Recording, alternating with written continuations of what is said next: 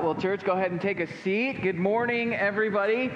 Question for the room. How many of you were driving somewhere this week, or maybe in the last couple of weeks, and you ran into a detour where it changed directions for where you were headed? Anybody? Yeah, a couple people. Sweet.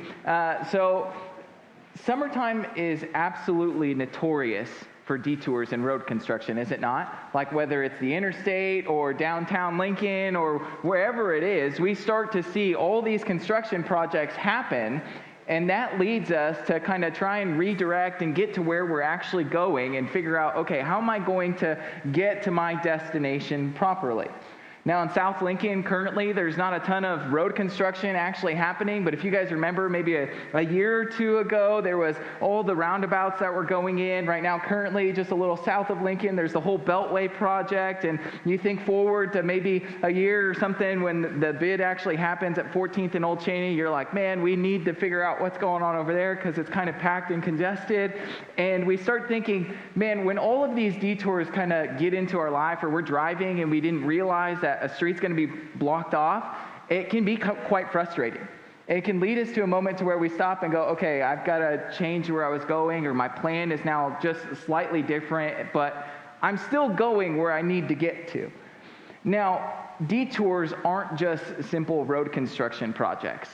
There's different moments in our lives where we'll just witness something, or something will happen to us that'll make us redirect. It can be something as simple as being late for an event. It could be something quite difficult like losing a spouse, or running into just marriage troubles, loss of a friend, a change in management, loss of a job. All these different things can happen that stop and slow us down to a point to where we have to figure out, okay, how am I going to keep moving forward? So a detour that maybe happened in my life was when I first entered college. I started as a music education major. Yep, I wanted to be a high school music teacher. I know that just totally fits who I am. Yeah, okay, cool. Yep, but after about 2 months of classes, I realized I was too lazy and I wasn't talented enough to actually make it as a music major. And so that made me start thinking, okay, maybe I should redirect what's actually happening. And a little bit more in, I started to realize I was going to fail my first class ever. And it was just kind of a moment where I had to say, all right, what am I going to do? If I'm not going to be a music teacher, like, what's my life going to be like? And so I started processing and thinking, and it felt like a detour. Now, flash forward a year to my sophomore year of college, it got to the point to where I was doing a practicum in a fifth grade classroom that was teaching music, and of course all the fifth graders were making fun of me because they couldn't pronounce my last name correctly, and it just kind of started to eat away at me. Who knew fifth graders could eat away at your ego? But they did, and it got to the point to where like the teacher who was overseeing everything and was the actual teacher of the class didn't really help me with classroom management, and so I got so frustrated that by the end of it, I was just like, I'm done with this teaching thing. Fifth graders ate me alive. I'm done with it. Can't do it anymore. And so I dropped my education major completely. Detour. About a year later, I transferred schools, and I sat down with the academic advisor when I transferred, and she's sitting across the desk from me, and we're going through kind of my plan. I'm hoping to still graduate on time, and she looks at me in the eyes, and she goes, "You're not going to graduate on time." Detour. I was frustrated. All these things started happening in my life where I was just like, this is not what I had planned. There's this inconvenience right before me that is changing direction of where I thought the final destination was. And you see, many of us have detours in our life that just kind of step in or feel like great inconveniences that we're just really, really frustrated with. But as I look back on those moments and those years and those different changes and tweaks that happened in my life, those detours pointed me to people who knew Jesus Christ, who God used to redirect my life completely in such a way that it's now a life that I never could have imagined 6 years ago. God used the detours, not that I had planned, but he used something far greater. Detours don't disrupt God's mission, friends. And that's what we're going to see today. In Acts chapter 28, verses 1 to 16, big idea for us this morning is that detours don't disrupt God's mission. So if you would, please read with me again about Paul's first detour in Acts chapter 28, verses 1 to 6. It says this. Once safely ashore, we then learned that the island was called Malta. The local people showed us extraordinary kindness. They lit a fire and took us all in, since it was raining and cold. As Paul gathered a bundle of brushwood and put it on the fire, a viper came out because of the heat and fastened itself on his hand.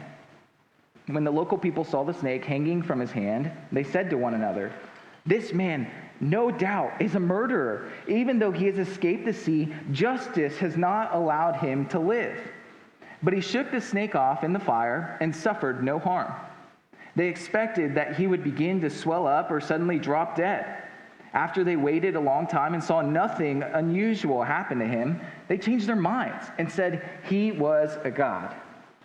So our first detour that we see here is that Paul was bitten by a snake. Paul's bitten by a snake. So last week, Ricky took us through Acts chapter 27. Crazy story of the storm with the ship and everything kind of happened. And it gets to this point where we see shipwrecked 276 people safely make it to shore, and they get to this island called Malta. Malta is a small island. It's about 18 miles long. It's 60 miles south of Sicily. And historically, we know that the Phoenicians actually were the ones who colonized Malta. But so Greek wasn't their first language. Though I'm sure some of them did know Greek because there's interactions here with a bunch of people who speak Greek. And so we also see that Rome also took over the island of Malta. But when Paul gets there, what happens? The people just see them coming on ashore, 276 people, and they just shower them with kindness. They bring them in. They start building fires together when it's raining and cold. And Paul, as a servant leader, he goes, "I got to go pick up some brushwood and take some to the fire to keep us warm." And as he goes to put the brushwood in, a viper comes out, latches itself to his hand. And at that point, the people see this, and they're just like, "Oh, no. This is bad news. This man has survived a shipwreck, and now clearly a snake has attached itself to him." And so they start thinking, this man deserves to die. Like, death is coming after this guy. He deserves to die. And so they conclude that he's a murderer. Lo and behold, yes, Paul is a murderer and has murdered before. But why is that their conclusion? Why did they kind of jump straight to, "Oh, hey, let's be really nice to him," and then they kind of go, "Oh my gosh, no, he's a murderer, he needs to die," and then they start worshiping after nothing happens to Paul? It seems like they're just kind of going back and forth over what they believe and what's in front of their eyes. Well, if we look closely to the text, if you look at the word justice there, you see that it's capitalized. Now, they're worshiping a God who's named justice, not just a simple noun that we see and read and think of today in our day, but they were worshiping a God. Now, the way they viewed this God justice is somewhat what we would view as karma. You do good, good happens to you. You do bad, bad happens to you. And so they see, man, this guy was surviving a shipwreck, but the sea tried to take him alive, and he somehow survives. Now a snake's coming after him. He's clearly done something wrong. The gods clearly mean for this man to be killed. And yet he survives it, so they start to worship him, and they think he is a man, or they think he is a god. Another thing that's quite interesting as I look at these 6 verses is I'm just wondering, why do we not have what Paul responded to them with? Over and over again throughout the entire book of Acts, we've seen it. People start to glorify Paul or the people he's with or whatever, and what's his response? He always kind of shuts it down. He points to Jesus. And so I was just curious, man, why don't we have record of what he actually says to the people here? I don't know. I couldn't give you a great answer. But what I do know is Paul's track record. I do know I could follow along with the story. I can read Paul's letters. I can see of his character. And so I think it's safe for us to assume that Paul clearly shut them down and pointed them not to the fact that he was a God, but to a true God, Jesus. He didn't point them to someone named Justice and leading them towards believing in this false karma, but to actually point to the one true God who brings true salvation to those to the ends of the earth. So even in Acts chapter 14, there's this interaction with Paul and the people in Lystra, and they start to worship him. They think he's a god. What's Paul do in that circumstance? He shuts them down, points them to Christ over and over again. This is Paul's track record. But zoom out with me for a quick sec. Zoom out with me on this just weird interaction here. As I look at Paul's life over the last couple of chapters, as we've been watching and reading and just seeing and studying together, since leaving King Agrippa, Paul knew that he was going to get to Rome.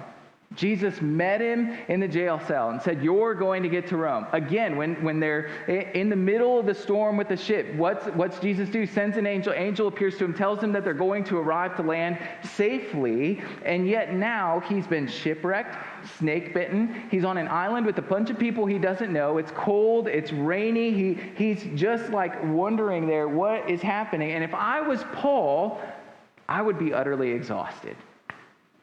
I would be tired. I would be frustrated and angry at God.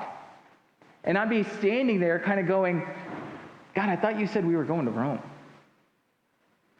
I thought you said we were headed on this mission to go preach the gospel. I'm surrounded by a bunch of islanders when I should be in front of Caesar." I would have been so frustrated with that situation and that circumstance in that moment, but Paul uses this crazy detour. God uses this crazy detour for his glory. If we look at Paul, how he responds to all of this, not once does he grumble, he doesn't complain, none of that. But he continues forward to point them to who Christ is, and God continues to protect his mission as he protected him on the sea. He protects him from the shipwreck with the people there caring for them, and he protects him from the viper bite. We clearly see that God is not deterred by some inconvenience that might happen right before us. We continue to see that God's mission continues to go forward through the protection of what he is doing. This small detour was no inconvenience for the ministry that God had. And I think we clearly continue to see evidence that the gospel is going forward on the island of Malta, but I want to leave us with a little cliffhanger as we look to the next section here. So if you would, keep reading with me about this second detour that we see with Paul and the people in Malta, starting in verse 7. It says this: "Now in the area around that place was an estate belonging to the leading man of the island, named Publius, who welcomed us and entertained us hospitably for 3 days. Publius's father was in bed, suffering from a fever and dysentery. Paul went to him, and praying and laying his hands on him, he healed him. After this, the rest of those on the island who had disease also came and were healed. So they heaped many honors on us, and when we sailed, they gave us what we needed." The second detour that Paul kind of runs into here is the people who are sick. The people who are sick. The leading man of the island, Publius, he entertains them, welcomes them in. 276 people, caring for 276 people who were shipwrecked, brings them all in. They're hospitable, and Publius, we learn he has a sick father. How does Paul respond? He could just take the nice gesture and just keep moving forward, but he goes to the father, lays hands on him, prays over him, and the guy is healed. This is now the second miracle that the people on the island of Malta have witnessed. And I can't imagine what's just going on in their brains as they're watching just Jesus do this crazy work by the power of the Spirit through the Apostle Paul as he's there. He's healing the sick. He's defeating, God is saving him from a snake bite, a viper bite. And the people respond. How? They continue to come. They see, hey man, this guy just healed Publius' father. More people start to come, and Paul and the rest of them just continue to see Jesus bring great, amazing healing to these people. And when they go to leave, we're kind of left with the note, hey, they heaped many honors on us. They gave us what we needed when we set sail, when we left the island. Now, if I look at these whole 10 verses all together, what I find extremely interesting is there's this theme of extraordinary kindness. It starts in verse 2. We see it right away. The local people showed us extraordinary kindness. What happens when they need shelter? Publius, the leading man in the island, welcomes them in, is hospitable to them, generous to them, feeding them, continuing to just care for them. It's amazing to see that these people were incredibly kind. They're generous. They're hospitable. And I think it's a reminder for us to continue to look at this and realize, man, they were really nice. They cared for people really well. They were generous. But none of that ever led to their salvation. None of that ever led to them being actually found, spiritually found and brought to Jesus. They could be as nice as they could, but they were lost because they were trying to follow some fake God, right? The text tells us itself that these people were lost. They first say, justice got him. Then they come back and they say, oh, maybe he's actually a god. Their theology goes from 0 to 100 super fast over and over again because they're basing their spiritual faith on things that are just right before them, never actually on something that is actually true and stands firm.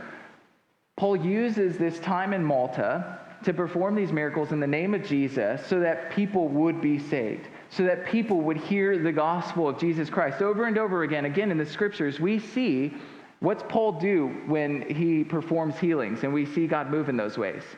He gives all the glory and all the credit to Jesus and the Spirit of Christ working through him. Does he not? Yes?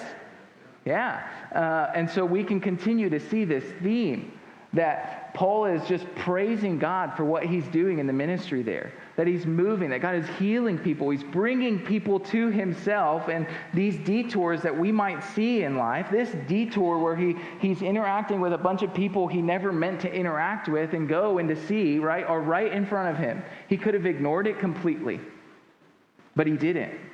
He saw that there was something right before his eyes. He slowed down, and he gave the people just an absolutely beautiful gift by praying over them. God moves in a miraculous way. He heals not only Publius, his father, but he heals the island, the hundreds of people maybe that were sick with Malta fever. And we just get this great encouragement that God is moving on a place where Paul never maybe thought he would actually be. So I think this is an encouragement and application for us to see in the text that as we read through this, man, it's important for us to continue to be kind, generous, hospitable, right? Those are things that we know we should continue to move forward as believers. But I think it's also a reminder for us to know that our kindness never actually leads to someone's salvation. As kind as we could be to people, it will never reveal to them the true God who is the judge and the God of the universe. It never introduces them to Jesus unless we actually point them to Jesus with our words. Friends, these people were kind as could be, hospitable, generous, over and over again with Paul and the rest of the people there. But their kindness, they were still lost. They were still far from God. In their hospitality, it never led them to being healed, physically healed. But we see that there is a God who does oversee all things, who is the creator of the world, the King of kings, the Lord of lords, who has power not only to judge the world, but power also to continue to heal the world physically, emotionally, but most importantly, with our souls, to give us everlasting life, to point us to Jesus Christ, who actually redeems us from where we were so far and lost from him. And yet God moves in miraculous ways. So while Paul is actually a murderer, rightfully called and charged by these people, God's grace is put on display because he not only saved Paul from a shipwreck, he not only saved Paul from a snake bite, he not only saved Paul just through the countless trials that he walked through in his life, but he saved Paul to bring him to himself and to give him eternal salvation and everlasting life with himself. This detour could have been seen as a huge inconvenience. This whole time that he spent on the island of Malta could have been just a moment where he grumbled and complained and waited to get to Rome, trying to just get there as fast as possible. But God still moved. God used the detour to continue forward on his mission. Here's how I know this. In 1998, I know it's a couple years ago, so the stats probably a little different at this point, but in 1998, there was a census that went out. 100% of the people on the island would have called themselves Christians.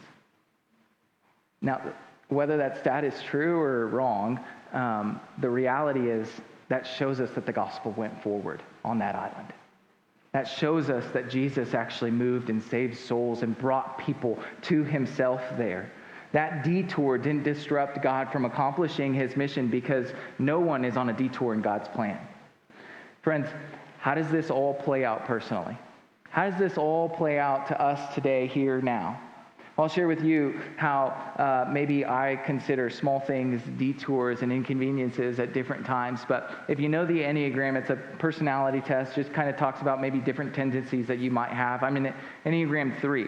So kind of things that I've learned about myself over the last couple of years is that I'm a very task-oriented person. I have to-do lists. I like crossing things off the box and getting to the next project and seeing things kind of get done. And so when I'm kind of in to-do list mode and I'm maybe doing the dishes or folding laundry or reading an article or something, and my wife comes over to me to like give me a hug, I kind of just try to like hug her really quick so I can keep going. And in those moments, I almost feel like this unflexibility in my soul and in my heart. And if I just continued forward doing that, I may miss really beautiful moments where my wife may have had a really hard day at work, and I just need to slow down to care for her and give her a loving, compassionate hug and hear about what God was doing.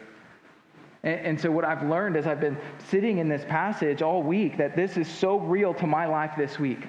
That where I may feel that detours are happening over and over again, or things where it's just as small as going from 2-lane to 1 lane to really life-changing, directing conversations that just kind of impact your life, God still moves in the detours.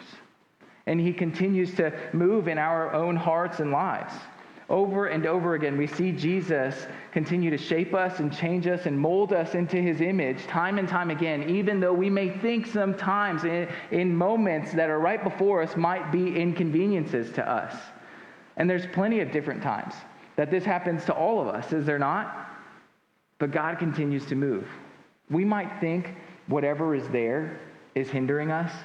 We might think whatever roadblock or road construction we kind of run into is a moment that's just annoying and we want to pass through. We might hate the moments where we're at work and someone tries to talk to us and we're trying to get something done, but God might use those moments for us to actually sit down and continue to build relationships with people that we have continually around us over and over and over again.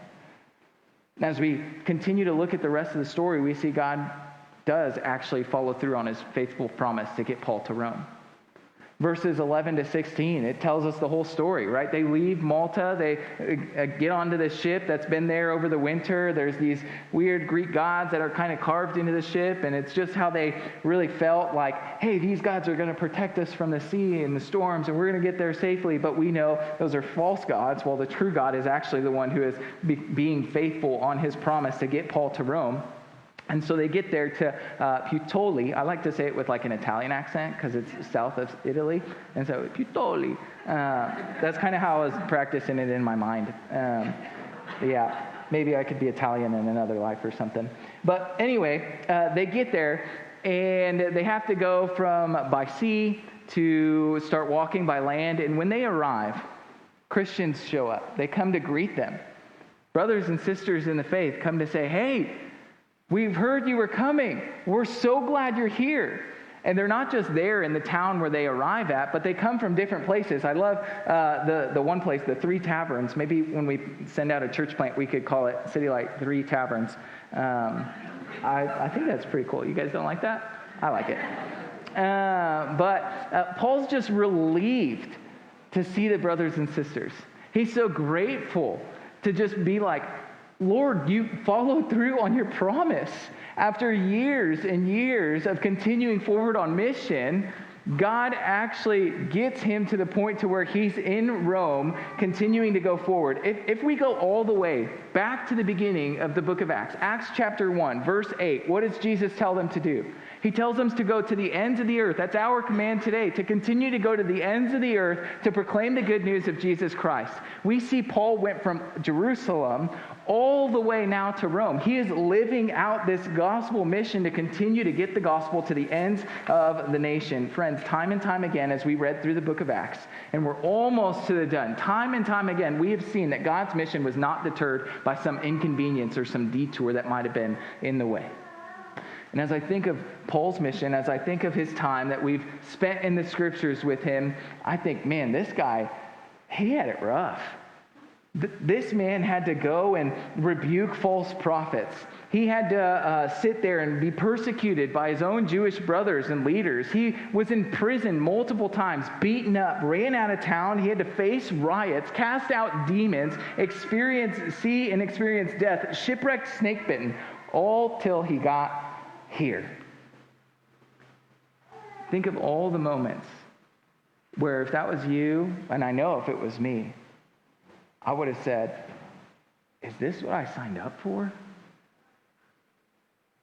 Is this what it was supposed to be, God? I thought we were going to go and proclaim the gospel, and we were just going to see joy and happiness and see like these crazy stories of redemption. I didn't know I was going to be beaten up and put in jail. Man, isn't this what was supposed to happen? And as I looked back at Paul's story over this last week and a half, I sat there thinking, not once did this man complain or grumble.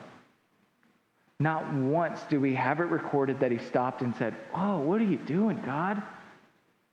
But he was faithful to see that Jesus was still moving along the way. Time and time again, God was continuing to provide for him, to protect him, to continue to fulfill his promises, to get him to Rome. Time and time again, we saw him preach the gospel. People came to faith. Some people didn't. Some people rejected him. Some people continued to follow him. Some people were absolutely amazed at what God was doing, and some people were really frustrated and angry at what God was doing. But great joy and relief when he finally gets to Rome, because he sees his brothers and sisters. He sees the promise of God finally, faithfully coming true. He could have stopped and just said, "Man, all these detours are so annoying. I'm just going to keep going forward. I'm going to make sure I get to Rome regardless of what kind of stops me. I'm not going to interact with people because that's going to slow me down. That's going to hinder me from the mission that God told me I'm on." But no, he stopped. He spent time with the people who were right before him, specifically here with the people in Malta, as he shared the gospel with them, as he sat down with them. Friends, all of us have different moments in lives that may feel like inconveniences and detours, do we not? We all have moments that kind of slow us down and stop us, and we have to think, okay, I have to redirect myself. And I think the big elephant in the room for us this morning, right, is the COVID pandemic and the mask mandate being back in Lincoln. And if I'm really honest with you guys, Tuesday afternoon came and I was really frustrated.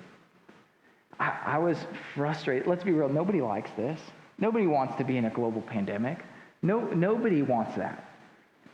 But I sat there on Tuesday and I'm talking to David, who's our worship and middle school resident, and I was just kind of venting to him, expressing some frustration that I had over everything and in the week I was having. And I just said, man, it feels like every time we're starting to see some sweet momentum, we hit kind of this weird bump in the road. And I just started thinking back to January 2020. I'm excited. God's continuing to build his church. We're about to launch South as its own autonomous church in 2 months. We see this like momentum start to happen, and we're being pretty joyful. March 1st hits. We launch as our own church plant. We celebrate. We worship together. We eat together. We sing to the great King. And 2 weeks later, what happened? Pandemic. We closed the doors for 10 weeks. We were in a whole city shut down. I just felt like a bump in the road. And I was frustrated. June kind of hits and we're able to start gathering again, and we're trying to figure out spacing issues and trying to navigate, hey, how does this all work? How does this happen? How do we continue to walk in the midst of all of this? And July kind of catches us, and bam, cases rise. Mask mandate kind of comes into the place for the first time, and it felt like another bump in the road. We're rolling this summer and we're seeing God do some really sweet things over and over again. 2 weeks ago, we got to witness 12 people from our church family be baptized. We're celebrating with Jesus and what he's done and how he's continuing to move. It feels like we've got this great momentum that's happening. Last week, we saw Jesus continue to bring his family together, worship. We had to bring in extra chairs. It was confusing. I had no idea what I was doing. And Tuesday hit. Felt like another bump in the road. And I just thought, is this the story of our church family? And I was so frustrated. And I was angry. And I had no idea what to do or think in that moment except express it to Jesus and just say, Jesus, I feel like you're just slowing things down. Like, why are you doing this?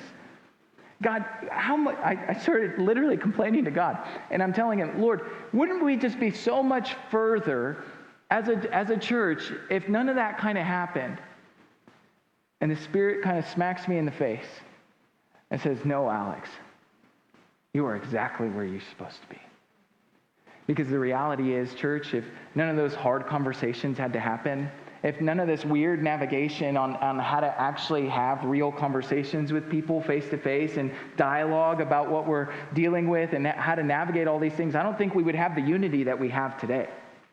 I don't think we would be as close to Jesus today if we didn't have to walk through all of that, because I realized my own selfishness, I realized my own pride, I realized my own greed, my own selfish tendencies to just think about me and what I want, and rather I missed out on what Christ was really doing in my own heart. And so as I look back on the last year and a half, I think, man, even though I saw it maybe as an inconvenience, the reality is God moved in a beautiful way. And God has changed lives. And Jesus has brought people to himself. And we continue to see and worship together as a church family of what he's doing in all of it. And so while we may see it as a momentum change, I think it's important for us to look back and remember what Christ did on the cross. Because if I think of the disciples as they're walking with Jesus for 3 years, their closest friend, the Messiah had finally come. They see it, they know it, they believe it in the bottom of their hearts. And he gets arrested. He gets beaten. He gets taken to the cross. He's killed. Wouldn't that seem like a big inconvenience? Wouldn't that seem like an absolute detour to what was supposed to happen? And yet we remember the good news that on Sunday morning the tomb was empty. And we get to praise God for what we might have seen as a great inconvenience, a great detour, was actually the greatest gift that any of us could ever receive, that Jesus defeated sin and death, and that what we might have thought was an inconvenience was absolute glory for himself. That we could have lives changed forever because of what he had done. And that's the story that we celebrate today. That is the reality that we sing to the King of Kings, the Lord of Lords, who defeated all sin and death, and that we could have everlasting life with him. So church, if you feel like you're in an inconvenient detour right now, I want you to know that the King of Kings, the Lord of Lords, the God of the universe is for you. He is with you. He's not giving up on this, and he doesn't feel like this is an absolute detour to you, but he excels, he destroys, he cleans up, and he brings life to all. Whether it's a moment that slows us down or a moment where we get to celebrate and rejoice with what he's doing. In a moment where we don't know what he's doing, where we don't understand, where we're frustrated with what might be going on, we need to remember that the King of Kings is still at work, and a detour does not deter him from his mission at all, in the slightest bit. Because we're reminded that while we were far off from God, while we were on a detour, headed completely astray away from him, he came to us and saved us, redeemed us, rescued us, brought us into his beautiful open arms as a free gift. We could have everlasting life with the King of Kings. While we were so far from him, he still came. While we don't know what he's doing, he's still there. While we may not see it, and we may be frustrated with it, and it might slow us down, friends, he's still at work. And it's not a distraction for him.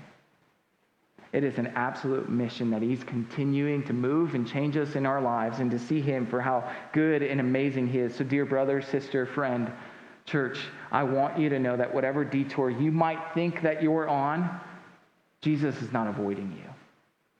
But he is pursuing you relentlessly. And he's showing you who he is, and he might be slowing you down just to see him a little clearer, to shape you to look a little bit more like his son. Jesus is there in the long suffering, in the trials and tribulations. He's there in the shipwreck, in the snake bites, in the hard moments. He's there in the beautiful moments where we get to praise him and sing to him. He's there in the moments where we feel like things are an inconvenience, and he moves, and he's put people right before us that we get to have a conversation with and share some good news. Where we might think, let's just go right through it. Let's run right through the door. We might miss out on something that Christ might be doing.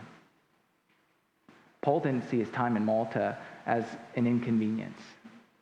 As we might think that this might be slowing us down, or this might feel like an inconvenience, whatever it is in your life, Whatever it is that's right before you that feels like it may have knocked you down for a little bit, I want to remind you that Jesus continues to work in what we see as detours and inconveniences.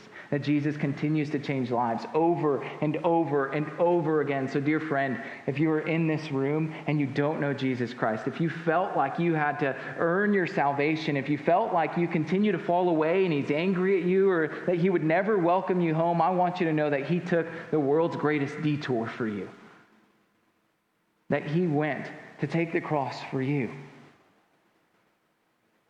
so that you would come to know and see and love him and be in an intimate, beautiful relationship. Would you give your life to that King? Would you give your life to that God who comes down for his people, who takes death for his people, who defeats sin and death for his people? When I changed my major the very first time, I had no idea what I was going to do next. When I transferred schools, I felt like I'd wasted 2 years of my life. And I had no idea what was next. But Jesus did. Because he directed me to people who then pointed me to him. And I realize now that as I look back on my life and as I look back at the last year and a half and the last week even, I am confident that while I feel like some things are inconvenient, while I feel like that God might not be at work or that he's doing it wrong, I'm reminded that he knows exactly what he's doing. And that what I think is a detour is not to him. And he continues to press on forward. God's mission is not disrupted by what we see as inconvenience, but he continues to fulfill his promises in pursuit of his people without hindrance. Let's pray.